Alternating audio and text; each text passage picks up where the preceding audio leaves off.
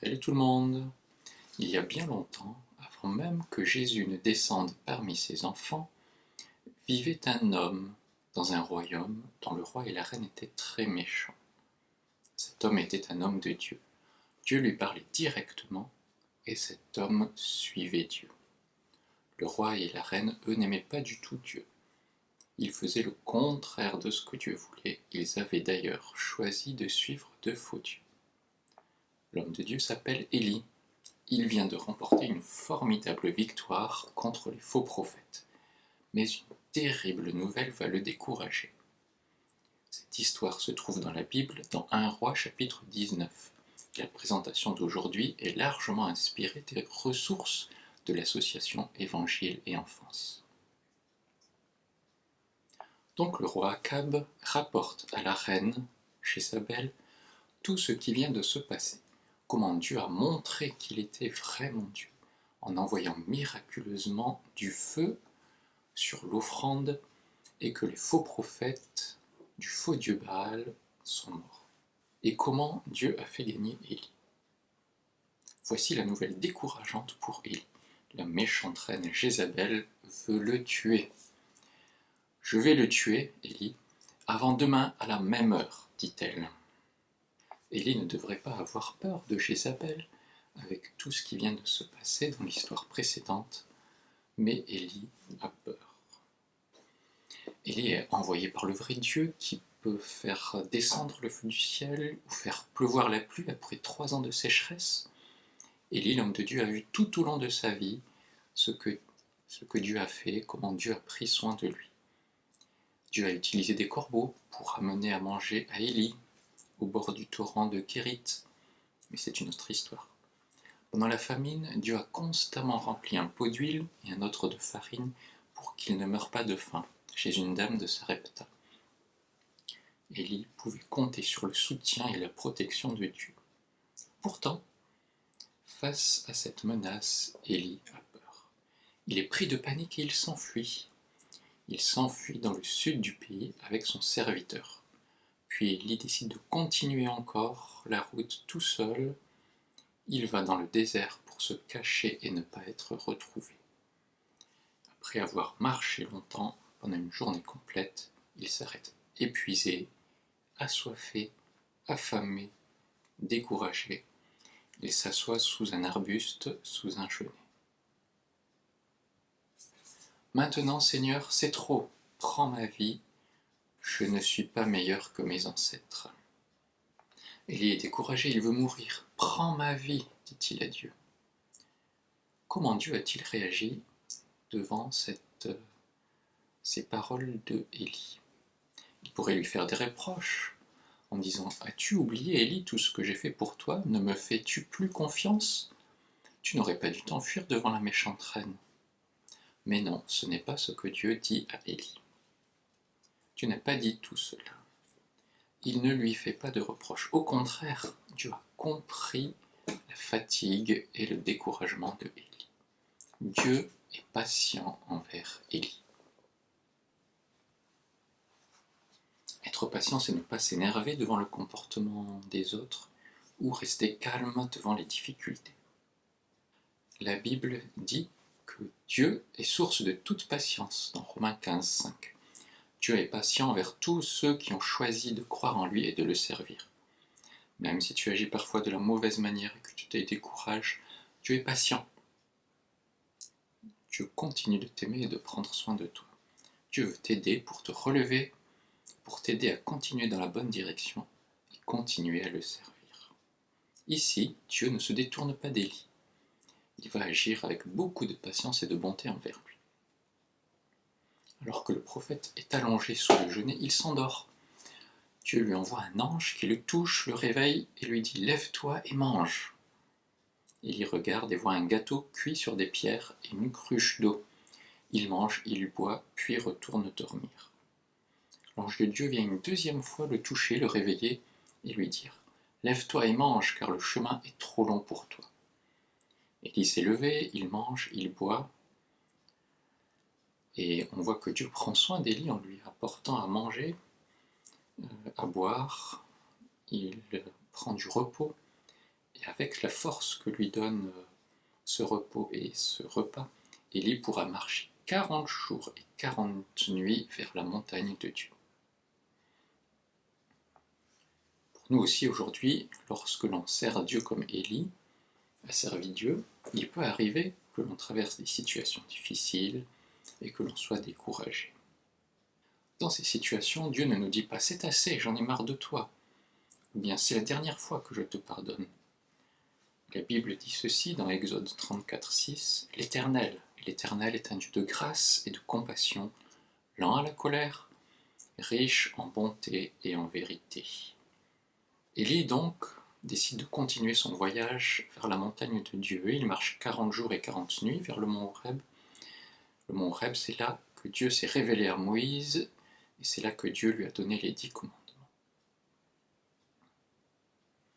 Élie se réfugie dans une grotte et y passe la nuit. Dieu lui parle. Dieu lui demande « Que viens-tu faire ici, Élie ?»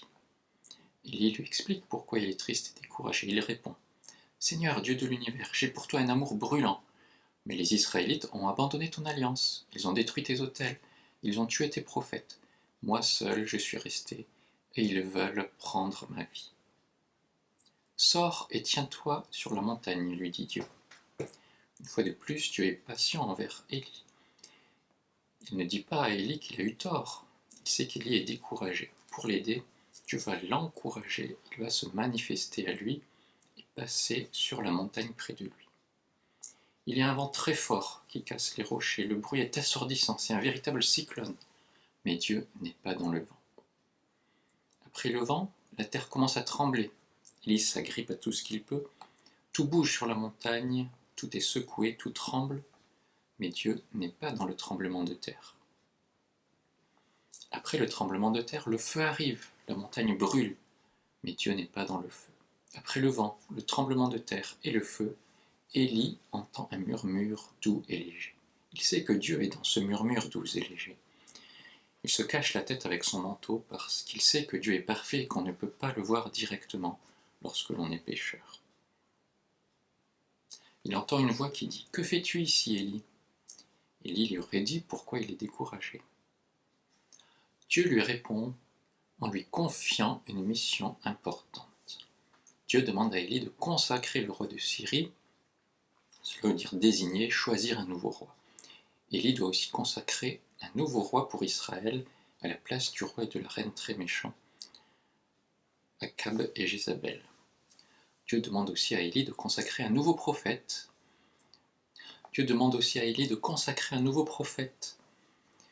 Élie doit verser sur chacun de l'huile sur la tête. C'est comme ça qu'on désignait un nouveau roi ou un nouveau prophète en ce temps-là. Élie a vu la grandeur de Dieu qui s'est manifestée sur la montagne. Il a vu que Dieu lui a parlé dans un murmure Dieu doux et léger. Et Élie va ensuite faire ce que Dieu a demandé. Aujourd'hui aussi, nous pouvons entendre ce murmure doux et léger de Dieu par sa parole qui est donnée dans la Bible. La Bible contient les paroles de Dieu qui sont comme un murmure doux et léger qui peut nous encourager aussi aujourd'hui. Élie a vu que l'Éternel est un Dieu de grâce et de compassion, lent à la colère, riche en bonté et en vérité. Et ce n'est pas tout. Dieu a aussi dit à Élie « Il y a 7000 personnes qui n'ont pas adoré de faux dieux et qui me sont restées fidèles. » Élie pensait qu'il était le seul croyant rescapé, authentique et fidèle qui restait sur la terre entière. Eh ben non, il y en avait 7000 autres. Élie était découragé, il s'est isolé en partant seul dans le désert, mais pourtant il aurait bien pu être encouragé aussi par les autres croyants qui sont restés fidèles à Dieu. C'est ce que la Bible dit dans 1 Thessaloniciens 5:11. Encouragez-vous les uns les autres et édifiez-vous mutuellement, comme vous le faites déjà. En cette année 2024, qui commence très bientôt, si on se sent découragé par les circonstances de la vie, découragé et attristé par notre situation, l'histoire d'Élie et Dieu peuvent nous encourager. L'Éternel est un Dieu de grâce et de compassion, lent à la colère, riche en bonté et en vérité. Dieu, qui est plein de patience envers ses enfants, nous relèvera et nous redonnera du courage, comme il a encouragé Élie lorsqu'il était désespéré. De même que Dieu a encouragé Élie en lui donnant du repos, un bon repas, Dieu peut nous encourager aussi à continuer sur son chemin. Il nous encourage à ne pas abandonner, mais à continuer à le servir, avec les forces que Dieu lui-même donne. Rappelons-nous combien Dieu nous aime. Allons à la montagne de Dieu, c'est-à-dire prenons du temps avec Dieu, du temps à lui confier nos soucis par la prière. Laissons-nous encourager par la Bible, cette parole de Dieu qui est comme un murmure doux et léger.